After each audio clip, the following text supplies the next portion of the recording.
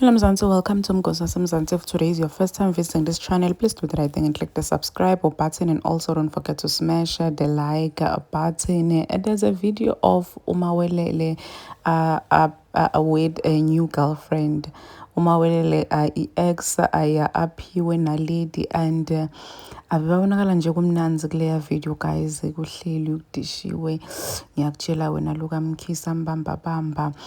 Guys, people are saying ukuthi ayamawelele udlalile nganalidi. People are just saying ukuthi awumawelele really used unalidi for fame, because bana abaningi bathu bangamadi kumawelele until aqala icula nanalidi, until he started dating unalidi. That's when people knew ukuthi oh, there's someone lo bento ngamawelele. So people are saying ukuthi vele shows bekamthanda kunalidi from the start. He just wanted fame, he just wanted to be known.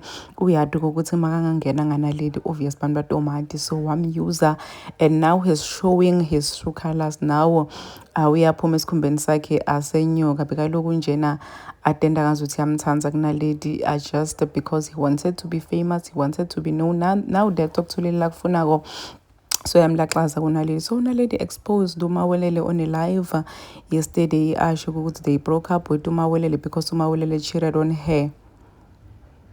So umawelele naye went live denying ukuthi hey mina ngizake ngimshithele unaledi, mina naledi sihleli saba ne-mutual agreements kokuthi we should go our separate ways nani bandabekele ebuduphu nganebulima. Hey, ufuna kuthanisha ligama lami nje na unalidi ngokuthi angikhulumele manga yikho lento le. People are saying ukuthi cha asikho singobhuqu ukuthi sichazele, siyabona ukuthi kwendakalani la, siyabona ukuthi wena you just used unalidi for fame, you just used mntwana epani kokuthi sikwadudume, and now that sokutholile ukufuna kusuyamlaxada and so kunaledi. So people are really saying ukuthi hayi gele kutoba right okusemhlabeni leti into letfana leti diyendeka qali ngawe and futhi angeke kusekugcine ngawe, and you are still young. People saying ukuthi hey girl, you are still young, you are still very young, you still have a really bright future ahead of you. Please do comment what you think below down in the comment section. Don't forget to hit the notification bell so that you can be notified whenever I upload a new video. This is the end of my video. I am signing out.